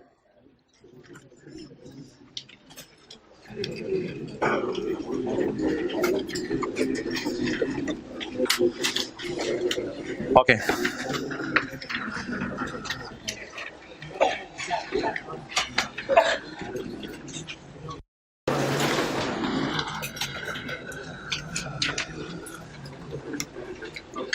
IS-21 हम पढ़े हैं, लेकिन हम डिस्कशन करेंगे IS-40 की फॉर IS-21। लेकिन फिलहाल फॉरेन करेंसी को जहन से निकाल दें, पाक रुपीज में रिवीजन करते हैं। IS-40 एक स्टैंडर्ड है जो FAR 1 में पढ़ाया जाता है, जिसका मकसद होता है कि आपने अपनी लैंड और बिल्डिंग या लैंड या बिल्डिंग किराए पे देनी है। इस बात का मतलब है कि लैंड एंड बिल्डिंग भी किराए पे दे सकते हैं, खाली लैंड भी आप किराए पे दे सकते हैं। अच्छा, लेकिन IS-40 का स्कोप क्या है? अगर आपने लैंड एंड बिल्डिंग बेचने के लिए लिया है तो फिर तो IS-2 लगेगा, ठीक है। लैंड बिल्डिंग आपकी इन्वेंट्री में पड़ी होगी अगर आपका काम प्रॉपर्टी में डील करना है, चीजें खरीद के बेचना है। अगर राइज वालों ने land and building admin purpose के लिए लिया है तो उस पर तो IS-16 लगेगा। लेकिन अगर हेल्ड फॉर रेंटल है, आपने कहा मैं बस लैंड एंड बिल्डिंग, जैसे ये बिल्डिंग है, इस बिल्डिंग का जो ओनर है वो उसने ये वाली बिल्डिंग राइज वालों को रेंट पे दी हुई है, तो land and building for rental. अक्सर आपने आजकल तो सुना होगा, ये काम बहुत ज्यादा आम हो गया है, प्लाजाज बनते हैं तो प्लाजाज में लोग कहते हैं आप कोई दुकान खरीद लें। आपने कहा यार मैंने दुकान तो नहीं, मैंने इतनी चलानी, मैं तो सीए कर रहा हूं। कहते हैं दुकान खरीद लें, आगे किसी को किराए पे दे दीजिएगा। तो हेल्ड फॉर रेंटल और कैपिटल एप्रिसिएशन, यानी कीमत बढ़ेगी उसकी, और या यानी चाहे आपकी नीयत लैंड एंड बिल्डिंग खरीदते हुए किराया लेना हो और इसके साथ हो के महंगी हो जाएगी, या आपकी नीयत किराया लेना हो या आपकी नीयत क्या हो, दोनों नीयतें भी हो सकती हैं या दोनों में से एक नीयत भी हो सकती है। कौन सा स्टैंडर्ड लगेगा जी? तो लैंड एंड बिल्डिंग जो लोग खरीदते हैं बेचने के लिए या खरीदते हैं किराए पे देने के लिए, वो कौन सा स्टैंडर्ड फॉलो करेंगे जी? IS-40। अच्छा, अब सवाल ये राइज होता है कि लैंड एंड बिल्डिंग आपने खरीदने के लिए रख ली, सॉरी बेचने के लिए रख ली या किराए पे देने के लिए रख ली। अब आप उसकी फेयर वैल्यू में इंटरेस्टेड हैं या आप उसकी कॉस्ट में इंटरेस्टेड हैं, क्योंकि हर साल वो महंगी हो रही है। स्टैंडर्ड आपको यहां पे चॉइस देता है, कहते हैं आपकी मर्जी है, आपकी मर्जी है कॉस्ट मॉडल यूज करना है कॉस्ट मॉडल यूज करो, लेकिन यहां रिवैल्यूएशन मॉडल का रस नहीं है, यहां है फेयर वैल्यू मॉडल। अब आप चाहते हो तो इसको फेयर वैल्यू पे रखना है, फेयर वैल्यू पे रख लो। IS-40 इन्वेस्टमेंट पर्पस के लिए आपने प्रॉपर्टी ली है, सिर्फ लैंड और बिल्डिंग का किराए पे देना या कैपिटल एप्रिसिएशन के लिए रखना, इस चैप्टर में फॉलो करेगा। इनिशियल रिकॉग्निशन शायद आपको याद हो, recorded if cost can be made reliably and future economic benefits are probable। initial measurement किस पे होगी? कॉस्ट पे, including necessary cost such as, वो जो ट्रांसपोर्टेशन इंस्टॉलेशन जैसे दूसरी चीजों में ऐड की जाती है, जहां प्रोफेशनल फीस होती है वो ऐड की जाएगी। सब्सिक्वेंट मेजरमेंट में आपके पास चॉइस है, कॉस्ट मॉडल और फेयर वैल्यू मॉडल। यहां बाइंडिंग नहीं है, लिख सकते हैं आप कॉस्ट मॉडल और फेयर वैल्यू मॉडल। जिनके पास किताब में फटे हुए हैंडरिटन नोट्स आए हैं ना, वो भी थोड़ा सा जरा देखें तो शायद ये चीज उनको मिल जाए। सफा एक्सपैंड होके आ गया असल में किताब में। अच्छा जी, कॉस्ट मॉडल और फेयर वैल्यू मॉडल, ओके छोड़ें आपके पास अभी, इधर आगे चलें जी। एग्जांपल 1, अब कॉस्ट मॉडल और फेयर वैल्यू मॉडल में करना क्या है इसको देख लेते हैं।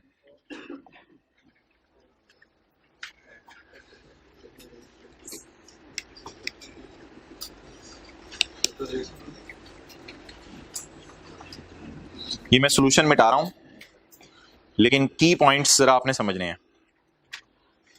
कॉस्ट मॉडल क्या कहते हैं जी? Show asset in balance sheet at cost less accumulated and accumulated impairment loss, बिल्कुल IAS 16 की तरह। And P&L will show, obviously impairment अगर आएगी तो वो भी शो होगी P&L में। Fair value model, revaluation model नहीं, फेयर वैल्यू मॉडल। ये वाला फेयर वैल्यू मॉडल IAS 16 के रिवैल्यूएशन मॉडल से इसलिए डिफरेंट है कि यहाँ पे डेप्रिसिएशन की इजाजत नहीं है। तो IAS 40 की ये कैरेक्टरिस्टिक है कि ये एसेट्स को फेयर वैल्यू पे लेके जाते हैं, लेकिन उनको depreciate, show asset in balance sheet at, balance sheet में एसेट फेयर वैल्यू पे ले जाए ईयर एंड पे। P&L will show gain loss, gain loss direct P&L में जाएगा। P&L will show gain loss due to fair value महंगी होगी तो गेन आएगा, फेयर वैल्यू सस्ती होगी तो do not record depreciation record करने की इजाजत नहीं। चलें जी सवाल करते हैं। जर्नल एंट्रीज दोनों मॉडल्स में कर लेते हैं। Land and building is purchased on 1 January 11 for ₹70। इसमें लैंड कितनी है? ये कॉस्ट है या फेयर वैल्यूज हैं? शुरू में कॉस्ट फेयर वैल्यूज वैसे आमतौर पे बराबर ही होती हैं, लेकिन ये तो कॉस्ट है फिलहाल। Land and building is purchased for ₹70 including land of 30। Life of building is, land की लाइफ तो नहीं होती, life of building is fair value of property on 31 December 11 is 95 and ₹65 on 31 दिसंबर 12। अच्छा सारे ऊपर देखें, ये मैं काट दूंगा फेयर वैल्यूज, दोबारा देखें क्या काटे, ये फेयर वैल्यूज में काट दूंगा जब कॉस्ट मॉडल यूज हो। आगे कुछ बताएं, जब फेयर वैल्यू मॉडल यूज होगा लाइफ काट दूंगा, अजीब सी बात है लेकिन लाइफ काट दूंगा क्योंकि मैंने डेप्रिसिएशन चार्ज नहीं करनी। चलें फिलहाल मैं कॉस्ट मॉडल यूज करने लगा हूं, इसलिए फेयर वैल्यूज को काटता हूं ताकि सिर्फ काम का चीज मिल जाए। 1 जनवरी 2011 ₹70 की लैंड एंड बिल्डिंग की इकट्ठी एंट्री करते हैं। लैंड एंड बिल्डिंग की इकट्ठी एंट्री, किधर डस्टर?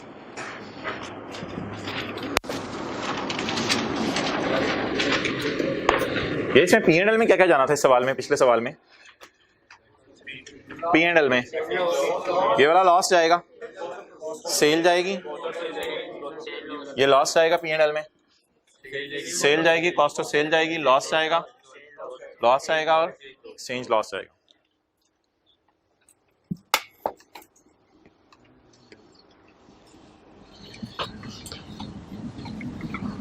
अच्छा इस टॉपिक में एक ही हैंड रिटन पेज है जो आपको दिया गया है, तो इसलिए मैं solution example 1 hand written page. चलें जी अभी मैं क्या रिज्यूम कर रहा हूं, कॉस्ट मॉडल। चलिए जी 1 जनवरी 2011 ₹70 की एंट्री बताएं। Land and building debit cash credit या investment property debit cash credit? Investment property debit cash credit. 1 जनवरी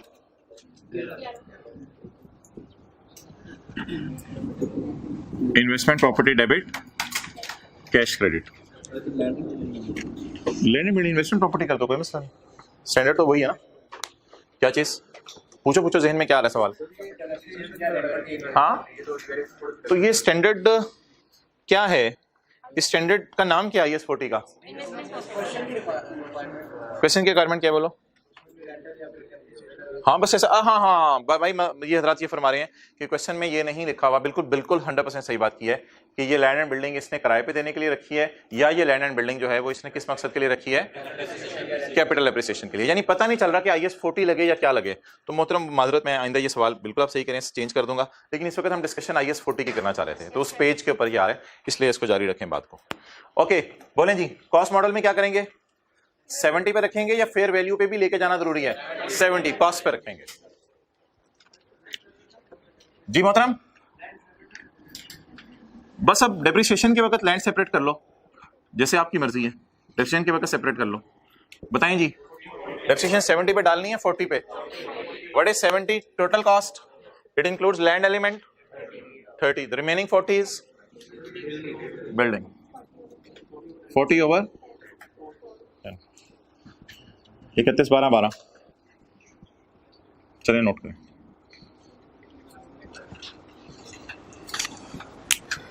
जल्दी करें। हुआ है? चलिए ठीक है, घर जाके कर लीजिएगा, इधर नहीं करें।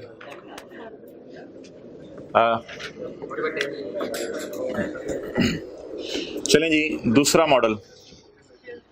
अच्छा, अब ये 10 साल तक इसी तरह डेप्रिशिएट होती रहेगी।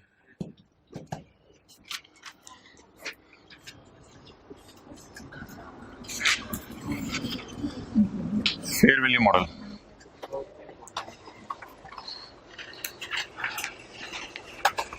ले आओ इधर। अब क्या इग्नोर करते हैं जी? जिंदगी इग्नोर कर दें। जिंदगी धोखा है भाई फरमा रहे हैं, इसे इग्नोर कर दें। असल तो आखिरत है। Okay, fair value of property on 31 December 11 is 95 and fair value of property on 31 December 12 is 65। Prepare general entries for the year and 31 December 11 and 12। इसमें ऐसी मेरी सजेशन है, बाकी आपकी अपनी मर्जी है। वर्सेस वाली कैलकुलेशन भी हो सकती है, और वर्सेस वाली कैलकुलेशन फॉरेन करेंसी के लिए मैं नहीं कह रहा, ऐसे ही फेयर वैल्यूज के लिए। लेकिन टी काउंट बनाने, टी काउंट बना लें। इन्वेस्टमेंट प्रॉपर्टी कुछ ज़्यादा brought down, carried down, dates लिखने की फिर ज़रूरत नहीं है, एक रफ वर्किंग से समझ लें जी। कितने की इन्वेस्टमेंट प्रॉपर्टी खरीदी? मैं फिलहाल आपके समझने के लिए डेट्स लिख रहा हूँ, लेकिन पेपर में फिर इतना टाइम नहीं होगा, क्योंकि जनरल एंट्रीज करनी है। यकम जनवरी 11, तो यकम जनवरी 11 को इन्वेस्टमेंट प्रॉपर्टी मैंने खरीदी 70 की। 31 दिसंबर 11 को कितने की होगी?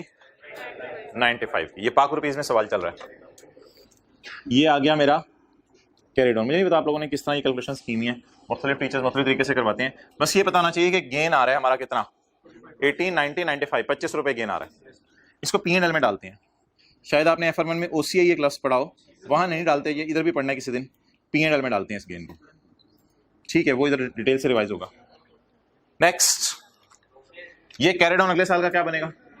Brought down. ये कम जनवरी 12 95। जी हजरात, फेयर वैल्यू गिर के किस पे आ गई? 65 पे।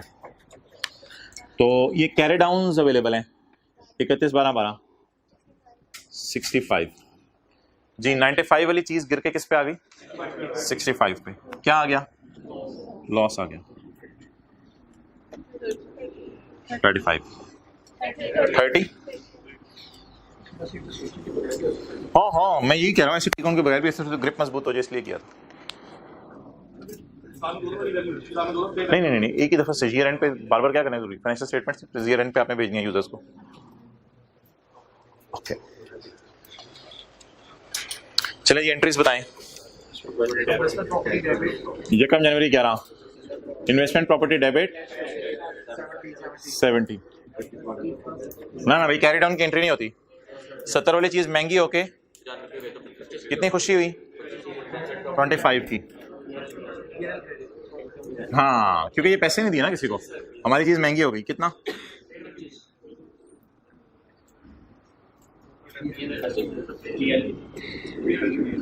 हाँ, कैश नहीं जा रहा। Investment debit P&L credit. Fair value gain करते हैं, ठीक है? फेयर वैल्यू गेन कर लें।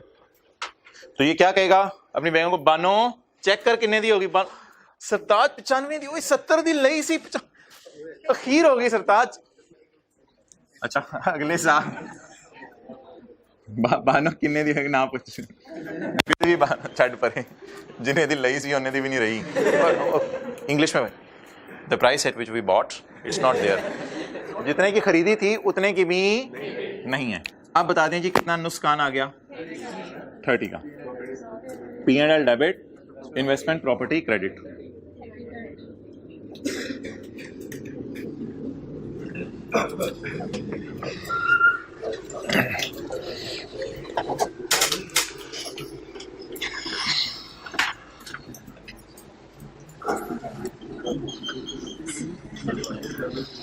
ठीक है, सोल्यूशन एज इट इज हुआ है। अब जी आपका टेस्ट है, ये 5 मिनट मैं आपको दे रहा हूं। एग्जाम्पल 2 कर दें जी।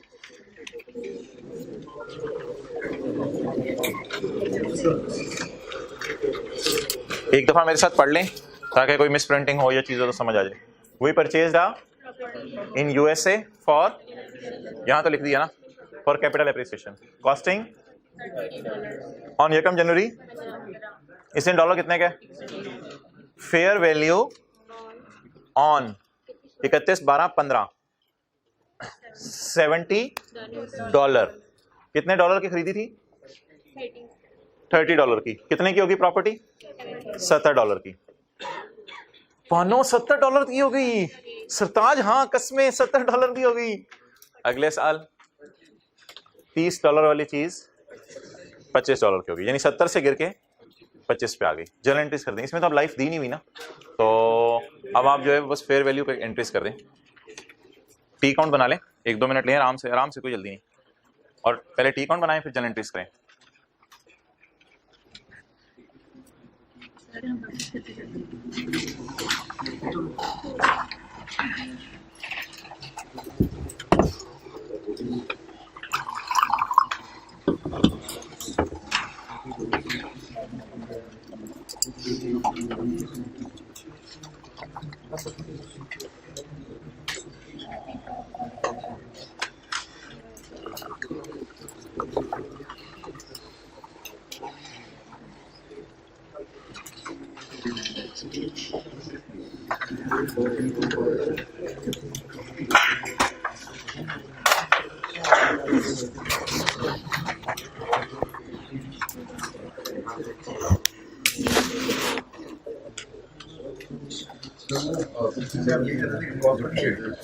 किसमें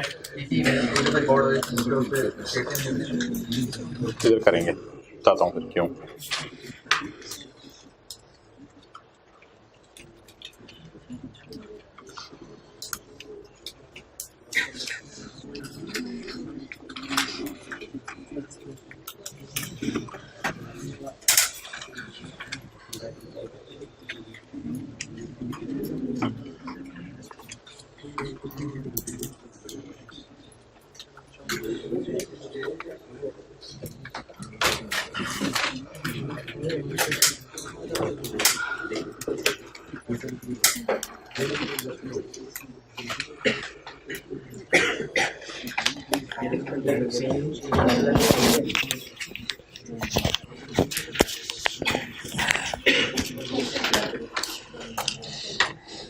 भाई अब ये ना एक्सचेंज गेन लॉस और फेयर वैल्यू गेन लॉस इकट्ठा ही आ रहा है, दोनों इकट्ठे ही आ रहे हैं। अब अलग अलग आप नहीं कर सकते, कर सकते हैं वैसे लेकिन करने की जरूरत नहीं। अब देखें, एक तो प्रॉपर्टी की कीमत भी बढ़ रही है, कम हो रही है, और करेंसी की भी कीमत में फर्क आ रहा है। तो सिंपल सा तरीका क्या, टी अकाउंट बनाते हैं। टी अकाउंट बना लेंगे, चीजें बड़ा कंफर्टेबली अचीव हो जाएंगी।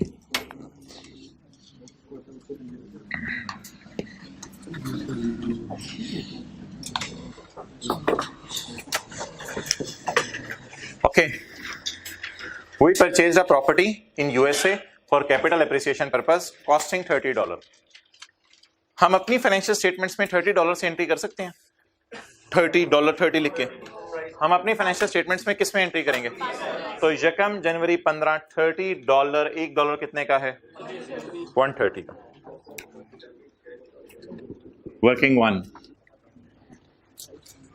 इन्वेस्टमेंट प्रॉपर्टी का अकाउंट, यकम जनवरी 15 जी, $30, $1 कितने का? 130, 3900 जी। We purchased a property in USA for capital appreciation, costing $30 on यकम जनवरी 15। $1 $130 रुपए के। Fair value at year end is 70। ठीक है, fair value at year end is 70। तो प्रॉपर्टी की फेयर वैल्यू बदल गई। जब प्रॉपर्टी की फेयर वैल्यू बदल गई तो ऑब्वियसली जब बाहर के मुल्क में है तो फिर हम 135 के एतबार से इसको लेके जाएंगे। इन्वेस्टमेंट प्रॉपर्टीज को ईयर एंड पे रिवैल्यू किया जाता है, बल्कि इसका नाम रिवैल्यू की बजाय फेयर वैल्यू होता है जी। बोले 31 दिसंबर 15 कैरी डाउन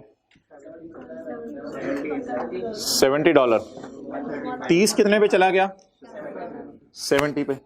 और 130 135 पे जी। कितना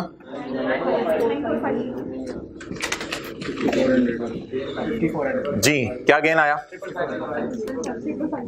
हाँ, इसमें जरा फोकस करें, लेकिन कोई इतनी इंपॉर्टेंट ये बात नहीं है पेपर पॉइंट ऑफ व्यू से।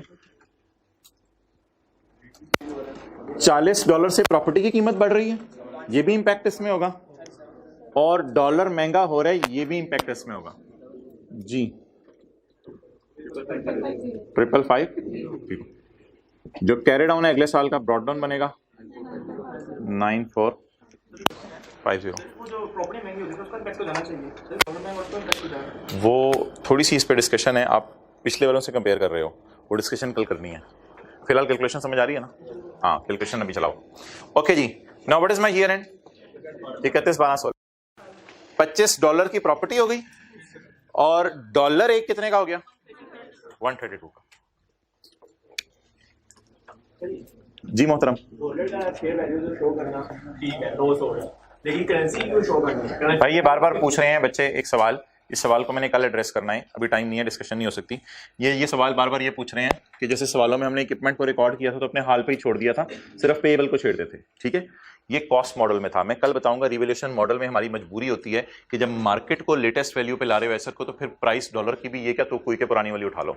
तो क्योंकि एसेट को जब फेयर वैल्यू पे ला रहे हो तो मजबूरन डॉलर की प्राइस भी लेटेस्ट वैल्यू उठानी पड़ेगी, वरना तो वो कोई लॉजिक नहीं रहेगी ना चीज की। तो उधर कॉस्ट मॉडल यूज हो रहा था, इधर फेयर वैल्यू हो रही, लेकिन ये बहस अभी मैं करना नहीं चाह रहा था। ओके जी, कैरी डाउन हजरात बताएं, प्रॉपर्टी $70 से कितने की हो गई? $25 की। और डॉलर जी क्या जवाब है? 3300। बताएं जी, 9450 वाली चीज 3300 पे चली गई, हमारा कितना लॉस आ गया? 6150। अब ब्रॉड डाउन कैरी डाउन की एंट्री नहीं होगी, बाकी देख लें। यकम जनवरी 15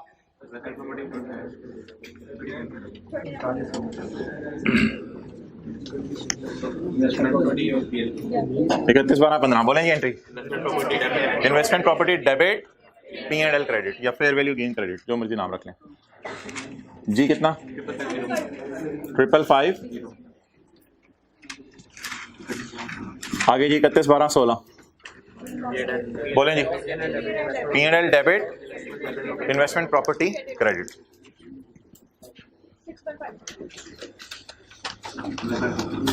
6150। अच्छा अभी तो रहता है 2-3 मिनट।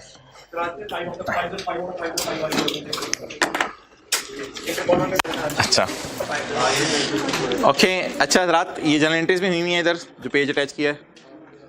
होमवर्क वाले सवाल आपने मुझे बता दें कौन सा सवाल किस जैसा है, ताकि क्लास खत्म करें।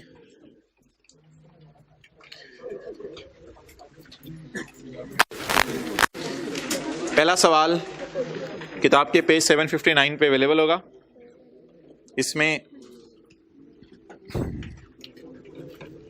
हो जाएगा बॉट अ प्लांट। बस एक चीज इसमें मैंने आपको बताया, एक्स्ट्रा रिकवरेबल अमाउंट दी हुई है, तो रिकवरेबल अमाउंट को बुक वैल्यू से कंपेयर करना है। मैंने जब भी कंपेयर करना है तब आपके जहन में पहले बीवी आनी चाहिए कि बीवी कैलकुलेट करेंगे, फिर उसके बाद कैलकुलेशन होगी। अच्छा भाई, ये दूसरे सवाल जैसा जो हमने किया, इसको एक दफा पढ़ लें बस, ठीक है, रिलैक्स हो जाए, नोट्स बंद कर दिए, कोई मसला नहीं। ये जो दूसरा सवाल हमने किया था उसी जैसा, ऑरलैंडो इज एन एंटिटी, ये प्रैक्टिस किया करें, नए नए सवाल किया करें, फिर जाकर खुलता है। Orlando is an entity whose functional currency is, यानी किस करेंसी में ये फंक्शंस कर रहे हैं आपने। एक नया लफ्ज आपने ऐड किया अपनी डिक्शनरी में, क्या? जिसे आप लोकल करेंसी भी कहते हैं, लोकल जो पाकिस्तान की करेंसी है। कौन सी है जिसकी Pak currency? Pak rupees. It prepares its financial statement to 30 जून। Following transaction took place on 21 मई। व्हेन स्पॉट, उस वक्त का रेट 190 था। ना भाई एक मिनट इधर देखो ना, कोलन कोई बंदा था, उसे हमने चीजें बेची जर्मनी में, स्पेशल एक मशीन है वो हमने बाय की, वो भी जर्मन सप्लायर से ही बाय की। द इनवॉइस इज इतने। अब आप बता दें, दो ट्रांजैक्शंस हमने की हैं, number 1 sale of goods and number 2 purchase of machine. ये पॉइंट किसके लिए है और ये पॉइंट किसके लिए है? इन दोनों में से ये कंपनी रिसीव्स 96 फ्रॉम कोलन, ये ट्रांजैक्शन डेट, ये transaction date goods were sold to colon, और ये सेटलमेंट एट 30 जून। It still owns machine, no depreciation has been charge on the asset for current period. Depreciation हमने charge नहीं की, पता नहीं क्या बोंगी मारा, रेट भी नहीं दिया हुआ, कुछ भी नहीं दिया हुआ, छोड़ने पर अब क्या करें, लाइफ भी नहीं दी हुई। The liability for the machine is settled on अगला साल, अगला साल 30 जून 14 में नहीं पेमेंट हुई, पेमेंट किस साल हुई है? अगले साल। लाइबिलिटी अगले साल सेटल होगी। रेट तो पढ़ने की जरूरत नहीं है, जब सवाल आएगा तो रेट खुद देख लेंगे हम। रिक्वायरमेंट क्या है? Show effect on profit and loss. लेकिन प्लीज पहला दिन है टॉपिक का, इसलिए जनरल एंट्री जरूर करनी है। जनरल एंट्री सोल्यूशन में सिर्फ समझने के लिए की हुई है, वैसे तो P&L ये बना हुआ है सारा।